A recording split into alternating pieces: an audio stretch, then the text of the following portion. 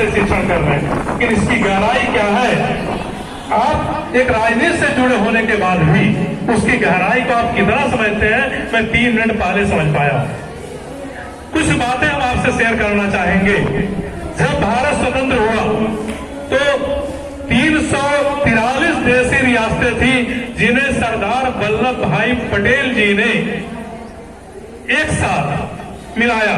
लेकिन आप जानते होंगे जूनागढ़, हैदराबाद कुछ विवादित जगह थे जिनको तो किसी विध से शस्त्रों का प्रयोग करके, बल का प्रयोग करके किसी तरह से मिलाया जा सका। लेकिन आपको पता होगा कुछ गलतियों के नाते 370 लगा रहा और 2 साल पहले अपने देश के वर्तमान प्रधानमंत्री जी की देन है कि एक देश में एक संविधान और एक झंडा नहीं चल पा रहा था, लेकिन उनकी देन है कि दूरदर्शिता की देन है कि कोई जान भी नहीं पाया और कुछ घंटों में एक झंडे और एक संविधान के नीचे पूरा देश ला दिया गया।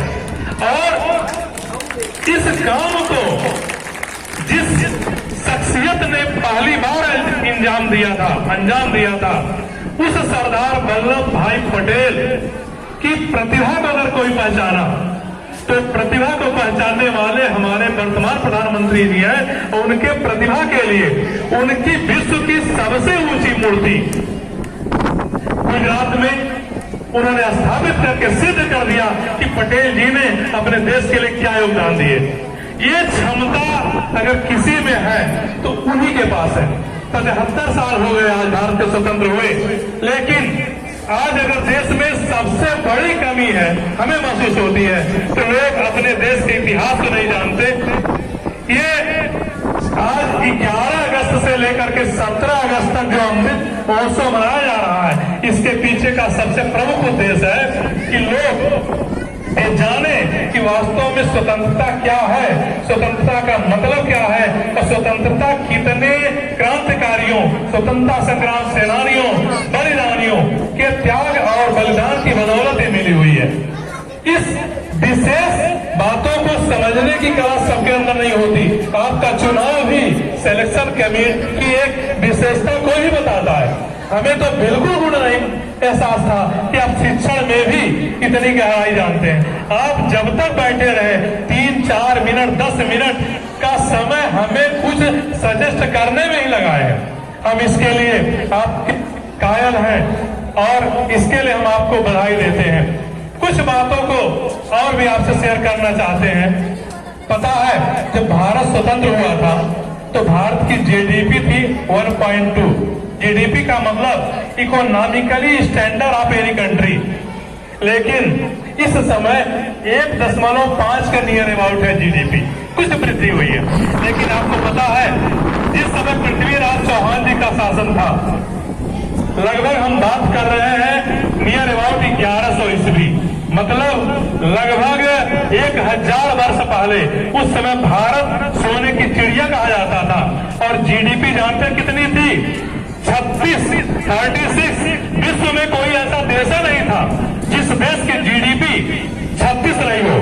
36 का मतलब 1/3 से एक्स्ट्रा अकेले भारत की जीडीपी थी और भारत उस समय विश्व गुरु था।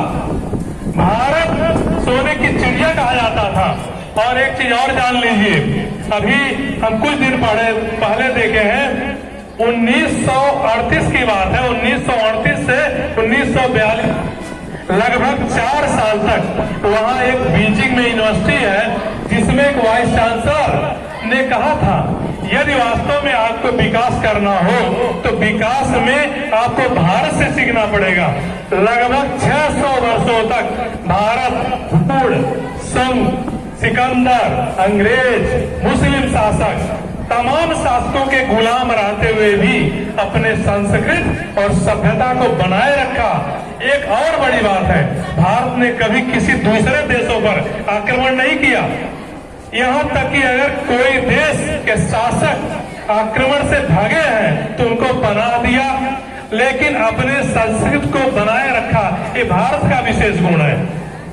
और जान लीजिए यूएनओ हमेशा कहता है साउथ कोरिया को अमेरिका दबाता रही है, उसकी तानाशाही देश में बढ़ती जा रही है। उस समय यूएनओ कहा था कि वास्तव में यदि साउथ कोरिया को कोई सीख दे सकता है तो भारत और भारत की संस्कृति, भारत का इतिहास, ये हमारे लिए गौरवान्वित की बात है। लेकिन हम उसी क्षेत्र में धीरे धीरे आगे बढ़ रहे हैं, धीरे धीरे ही सही, लेकिन आगे बढ़ रहे हैं। और हम लोग के जो इतिहास को जानने वाले लोग हैं, अब धीरे धीरे उस क्षेत्र में काम हो रहा है। केजरीवाल जी भी दिल्ली के मुख्यमंत्री हैं, उनके उप मुख्यमंत्री मनोज सिसोदिया जी, उन्होंने एक स्टेटमेंट बोला था, मुझे बड़ा अच्छा लगा। उन्होंने कहा था यदि किसी देश में लोगों को पढ़ाना है तो पढ़ाई बाद में, पहले इतिहास में उस इतिहास की संस्कृति, उसकी सभ्यता और वास्तव में राष्ट्रभक्ति एक एक व्यक्ति में जगानी होगी। सबसे पहले आप कुछ काम, कोई काम करते हैं तो काम करने के पहले ये देखिए कि मेरे काम में क्या राष्ट्र हित जुड़ा है कि नहीं। यदि राष्ट्र हित मेरे काम में है तो ही मेरा काम सही है, लेकिन यदि मेरे स्वार्थ में राष्ट्र का विरोध हो रहा है, राष्ट्र का विनाश हो रहा है, राष्ट्र का विकास बाधित हो रहा है, तो मान के चलिए हमारे काम न्याय संगत नहीं है। हम अपने हर काम में देश का विकास सोचें, देश का हित सोचें। हम पुनः बहुत समय न लेते हुए अपने आगंतुक, अपने इस मंचासीन सभी अतिथियों का, अपने विधायक जी का, अपने विद्यालय परिवार और बच्चों के साथ हार्दिक अभिनंदन वंदन करके अपने कार्यक्रम का, अपनी बात का समापन करते हैं। और पुनः इसी 15 अगस्त को आप सबसे उम्मीद करते हैं कि आप अपने आप में वादा करें कि हम देश हित सर्वोपरि रखेंगे। जो भी कर्तव्य हमारे हैं उस कर्तव्य में, उस कर्म में ऐसा कोई कार्य नहीं करेंगे जो देश के विकास में बाधक हो, देश के लिए अच्छा न हो। धन्यवाद। जोरदार तालियों से स्वागत करेंगे एक बार फिर से। और हम लोगों ने अभी अपने डायरेक्टर सर के मुखारबिंद से लास्ट में एक बहुत बड़ी बात हमने सुना कि हम ऐसा कोई कार्य नहीं करेंगे जो हमारे देश में, हमारे देश की तरक्की में बाधा उत्पन्न करे। ये हमें संकल्प लेना चाहिए, प्रण लेना चाहिए। बाधा पर जाकर लड़ाई करना ही केवल देश की सेवा नहीं है, ऐसे वो तमाम कार्य का त्याग कर देना जो आपके देश की तरक्की में बाधा बनती हो, यह तो देश की सबसे बड़ी सेवा होती है। इसी क्रम में आमंत्रित करेंगे बहन आर्या को तत्काल मंच पर।